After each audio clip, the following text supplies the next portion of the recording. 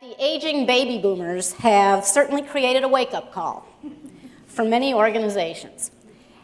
As the first wave of them, us, have now reached 65, and leadership transition has begun in earnest. Succession planning has been front and center for many of us. And while succession planning has always been an important element of effective talent management, it has now become urgent. And a corollary to succession planning is developing talent. If you can develop internal talent for future leadership roles within your organization, you increase the potential that there will be cultural fit, which is hugely important for success, and enhanced productivity as transitions occur.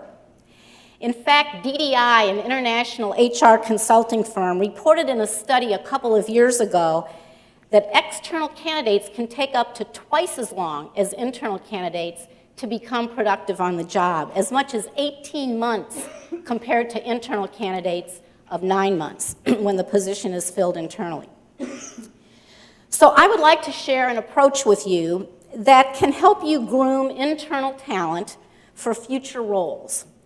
And if you're from a small organization with just a few staff and a pretty flat organizational structure, I'll share a couple of ways you might consider to be able to address leadership turnover challenges as they occur.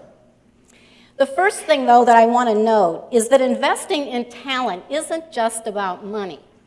In fact, probably as importantly, if not more importantly, is investing in time to develop talent. In fact, most development for leaders comes from experiences and opportunities they get on the job, not from training. And in my organization, training is one of our core competencies. So I can tell you we take this very seriously as we think about what does it really take to grow leaders for the future. A study by the Center for Creative Leadership found, in fact, that 70% of development for leaders comes from experiencing new challenges. 20% is learning from others, like mentoring, as Elizabeth talked about, or coaching. And 10% is from formal training or education. Not to say that's not important, but when you look at the total spectrum of what it takes to grow a leader, keep in mind the 70-20-10 rule. So what does it take to develop the next generation of leaders from within?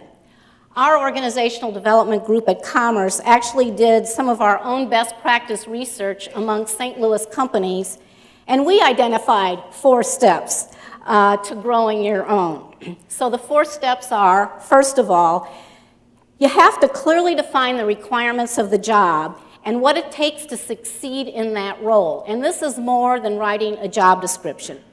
If you're going to groom someone to take on a new role, you and they have to be clear about what skills, competencies, and experiences the job requires. At the same time you're doing this, you need to think about what types of experiences will help the individual develop those capabilities and give them the opportunities to demonstrate that they have the capacity to perform the role successfully. So for example, if the job requires you to be able to build successful teams, an experience might be to provide an employee with the opportunity to lead a cross-functional staff committee, looking at how to develop a new program or a new source of funding revenue, even if the activity they're leading is not within their current scope of responsibility, and probably most importantly, if it's not within their current scope of responsibility, so that they can really stretch and learn those skills they need to have. The second point is, look at your current talent. Which employees have the potential, have demonstrated the potential, and the interest, very importantly, and the interest and desire to take on a larger leadership role within the organization. Consider such things as the ability to learn new things quickly. We call that learning agility. The willingness to try new things, a track record of success in their current or perhaps previous roles. Those are all clues that they have the potential. Then you identify what gaps in knowledge, skills, or experiences they have that need to be addressed so they're ready for the next role. And how long do you think it will take for them to be able to develop those skills so that they're ready to move into the role when the time comes? And then you look at what specific development activities will help prepare the individual for the role. Remember the 70-20-10 rule, and how you'll create the experiences or opportunities that will allow them to get those necessary skills. And then what kind of support are they going to need? Time. They still have their real job to do while they're developing these new skills. A mentor or a coach. Clearly support from the current manager. The third step in this process is that you develop a plan with the person being developed, it's collaboration, and you put it in writing. And the plan includes those key success factors that you identified for the role. It includes the employee's strengths and what their development opportunities are. It includes those development goals and activities to support the goals, and it includes a time frame for completion. And finally, the fourth step is communicate. Communicate, communicate, communicate. Communication between the current leader and the employee you're developing is absolutely essential every step of the way.